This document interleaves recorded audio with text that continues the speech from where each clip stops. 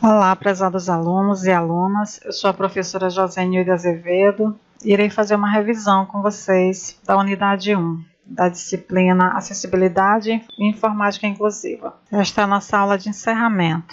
Os conteúdos da unidade 1 são Políticas de Inclusão e Acessibilidade, Acessibilidade e Inclusão Social. Sobre as políticas de inclusão e acessibilidade, foi possível compreender que no Brasil já avançamos e continuamos avançando no que se refere à criação e implementação de políticas públicas que favorecem o acesso e a inclusão familiar, escolar e social. A informática na educação contribui bastante para que a escola possa pensar e desenvolver práticas pedagógicas voltadas à diversidade, à acessibilidade e à inclusão. O objetivo desse movimento inclusivo é a igualdade de direitos, a educação para todos e o respeito às diferenças.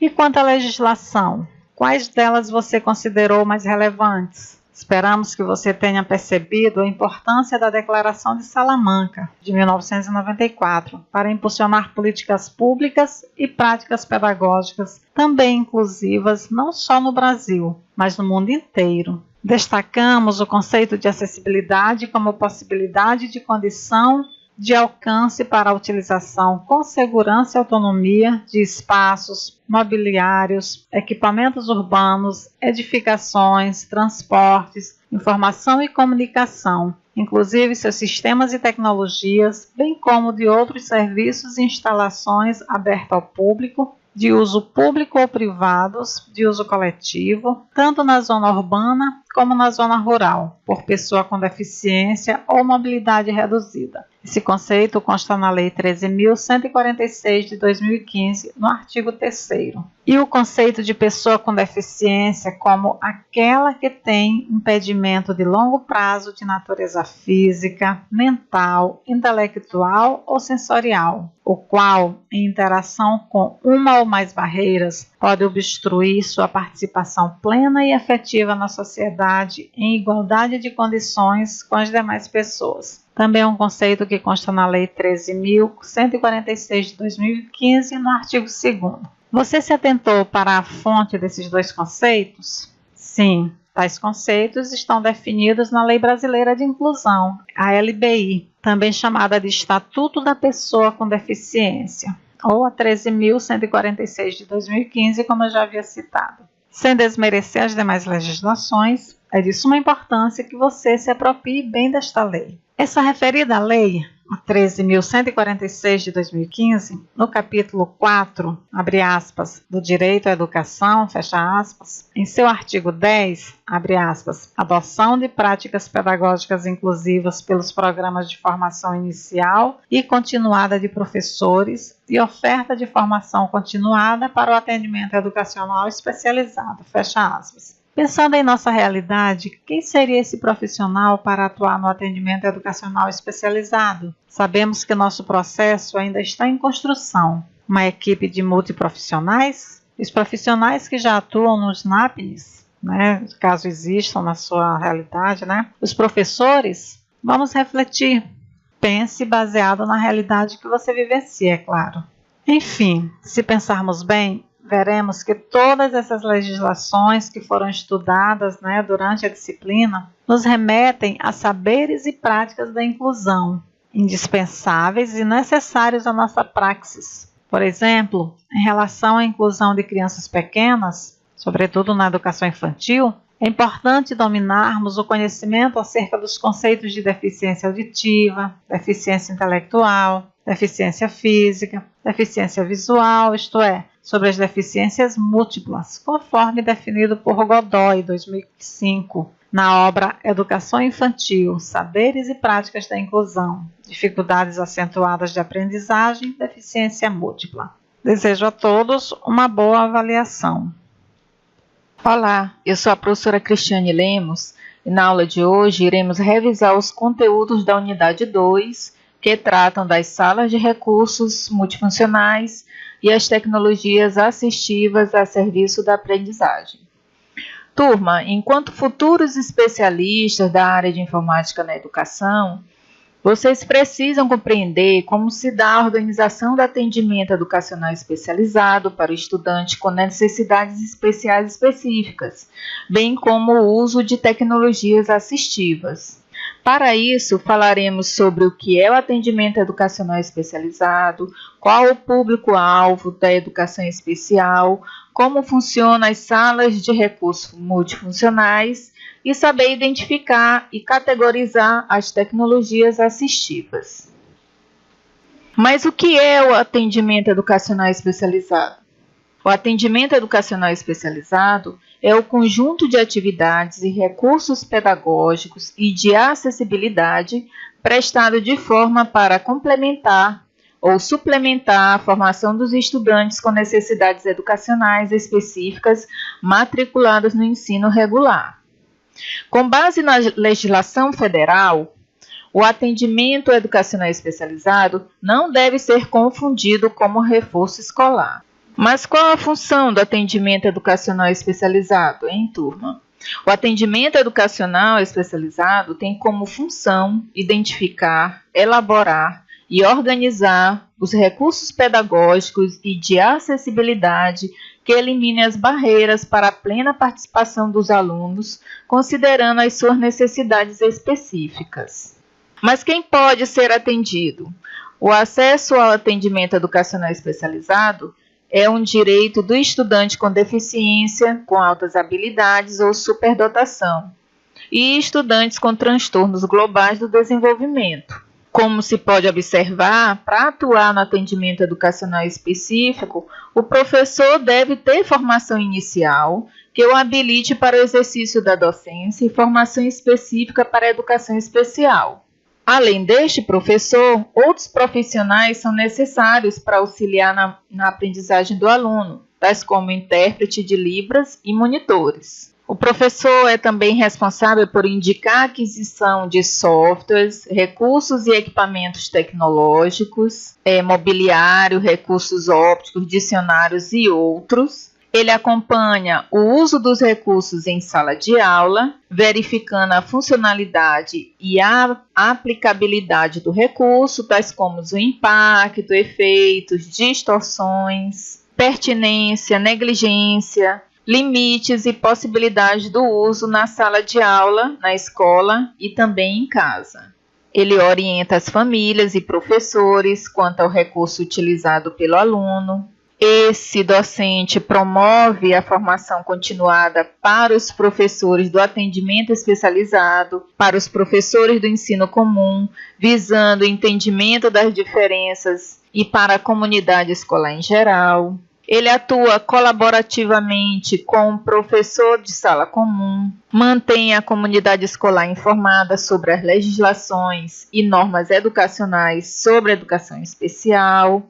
Vocês tiveram a oportunidade de estudar na unidade 1 a respeito dessa legislação.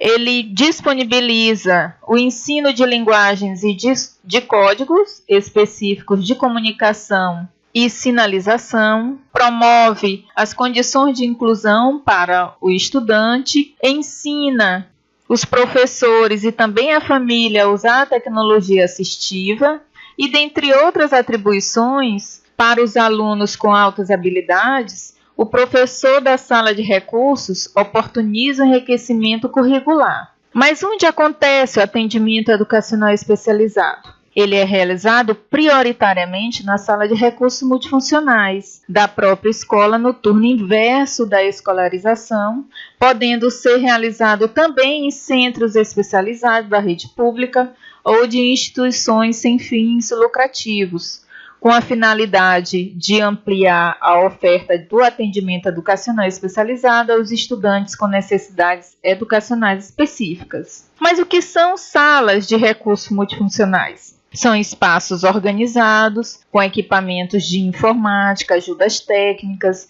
materiais pedagógicos e mobiliários adaptados para o atendimento às necessidades educacionais específicas dos alunos.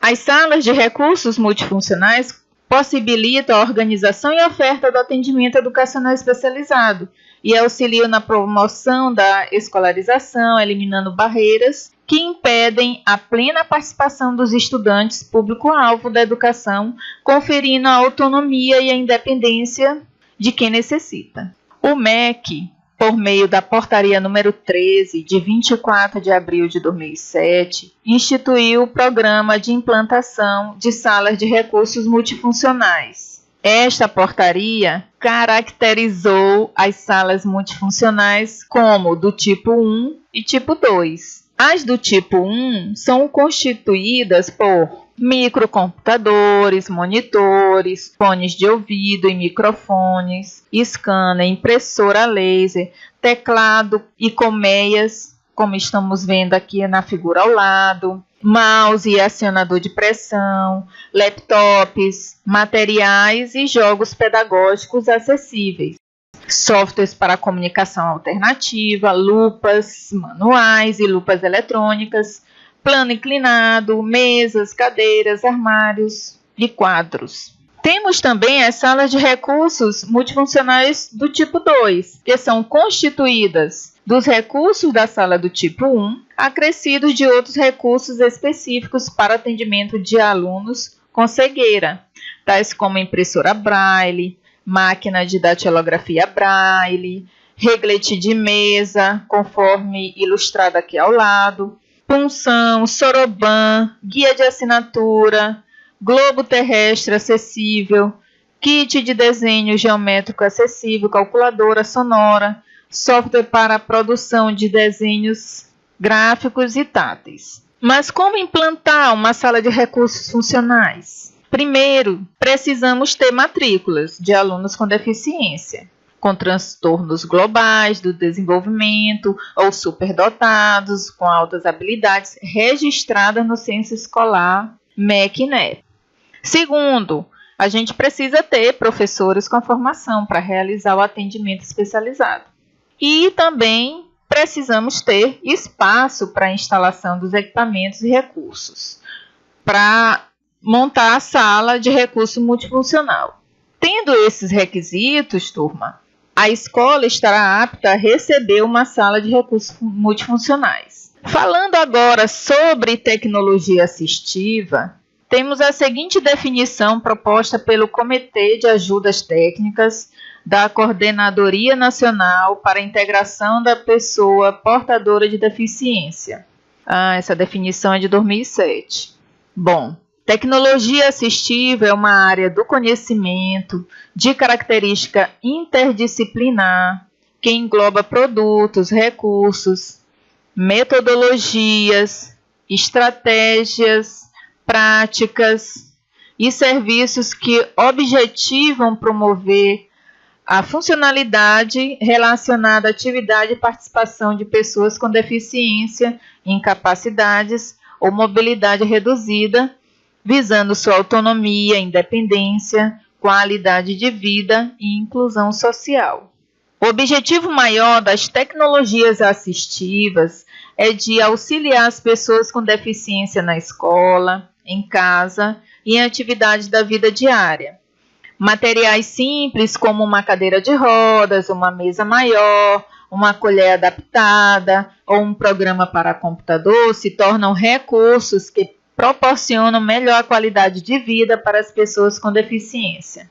Turma, é na sala de recursos multifuncionais que o aluno aprende a utilizar os recursos de tecnologia assistiva, conforme já mencionei anteriormente, tendo em vista o desenvolvimento da sua autonomia.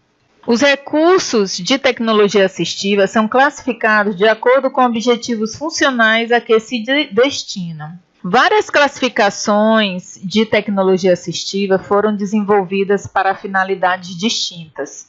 Contudo, ao apresentar uma classificação de tecnologia assistiva seguida de redefinições por categorias, destaca-se que a sua importância está no fato de organizar a utilização, prescrição, estudo e pesquisa de recursos e serviços em tecnologia assistiva, além de oferecer ao mercado focos específicos de trabalho e organização. Dessa forma, adotaremos em nossa aula a classificação dos recursos de tecnologia assistiva elaborada por Sartoreto e Berch, e estão disponíveis nos sites listados aqui, que vocês podem acessar. Com base nessa classificação, temos as seguintes categorias: auxílios para a vida diária. Nessa categoria, podemos identificar materiais e produtos que favorecem o desempenho autônomo e independente em tarefas rotineiras, ou facilitam o cuidado de pessoas em situação de dependência de auxílio, nas atividades como se alimentar, cozinhar, vestir-se, tomar banho, executar necessidades especiais. Observe aqui que tem nesse slide várias figuras que representam esse tipo de recurso tecnológico. Temos também o CAA ou CSA, que é a comunicação aumentativa, suplementar e alternativa, que é destinada a atender pessoas sem fala ou escrita funcional, ou em defasagem entre sua necessidade comunicativa e a sua habilidade em falar, escrever ou compreender. Temos como exemplo as pranchas de comunicação, que vocês podem observar aqui nas figuras, e aplicativos tais como o GoTalk, que também vocês podem pesquisar e conhecer um pouco mais. Temos também os recursos de acessibilidade ao computador, que formam um conjunto de hardware e software, especialmente idealizado para tornar o computador acessível às pessoas com privações sensoriais, visuais e auditivas, intelectuais e motoras. Inclui dispositivos de entrada, mouse, teclado e acionadores diferenciados, e dispositivos de saída, como sons, imagens, informações táteis. Aqui vocês têm alguns exemplos desse tipo de recurso, né? Nessas figuras que estão disponíveis aqui nesse slide.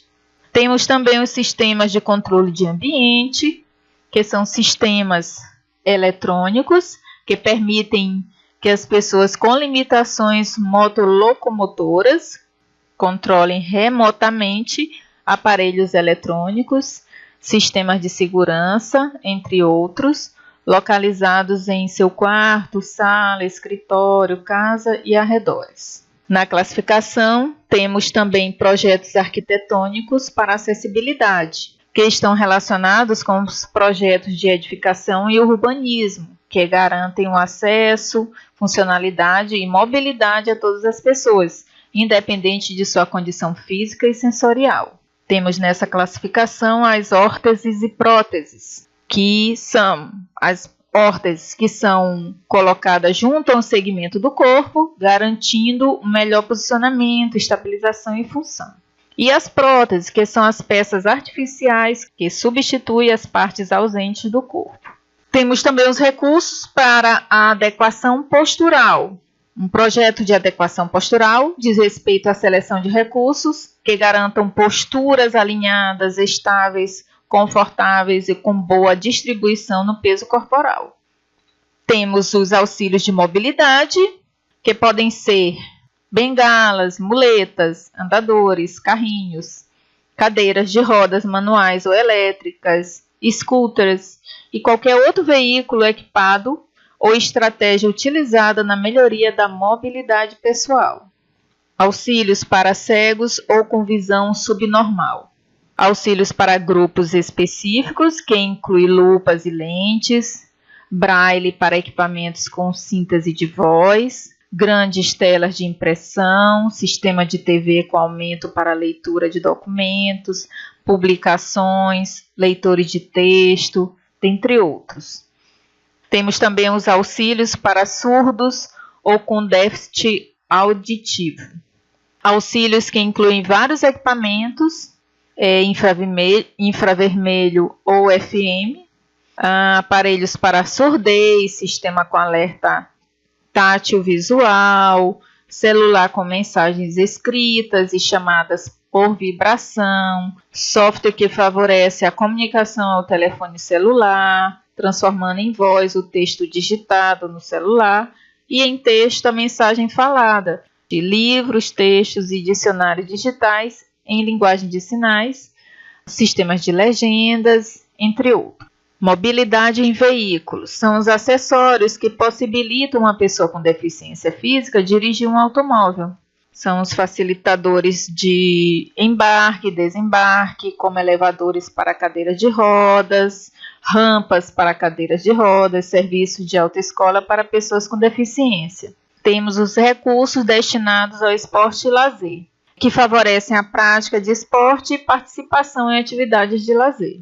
Bom, turma, depois de conhecer essa classificação sobre tecnologia assistiva, eu pergunto a vocês: o que é e o que não é tecnologia assistiva?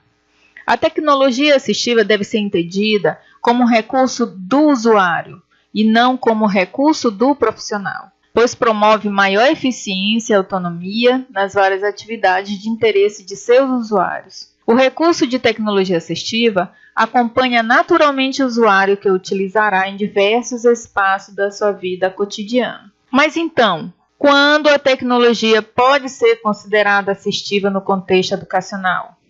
Primeiro, quando ela é utilizada por um aluno com deficiência e tem por objetivo romper barreiras sensoriais, motoras ou cognitivas que limitam e impedem seu acesso às informações ou limitam ou impedem o registro e expressão sobre os conhecimentos adquiridos por ele, quando favorecem seu acesso e participação ativa e autônoma em projetos pedagógicos, quando possibilitam a manipulação de objetos de estudos, quando percebemos que sem este recurso tecnológico, a participação ativa do aluno no desafio de aprendizagem seria restrita ou inexistente. Ou seja, um estudante com deficiência física nos membros inferiores e que faz uso de cadeira de rodas, utilizará o computador com o mesmo objetivo que seus colegas, concordam com isso? Ele vai poder pesquisar na web, construir textos, tabular informações, organizar suas apresentações. Então, o computador é para este aluno, como para seus colegas, uma ferramenta tecnológica aplicada no contexto educacional. E, nesse caso, não se trata de tecnologia assistiva. Bom, turma, aqui temos algumas referências mais atualizadas e que podem ser consultadas por vocês, além do fascículo da disciplina. Não deixem de consultar o material disponível no AVA. Esperamos que vocês façam todas as atividades propostas. Vai valer a pena, com certeza. Eu e a professora Josenilde deixamos aqui para vocês uma reflexão da Mary Pat, bastante conhecida, que diz que, para as pessoas sem deficiência, a tecnologia torna as coisas mais fáceis. Para as pessoas com deficiência, a tecnologia torna as coisas possíveis. Então, turma, bons estudos e até a próxima.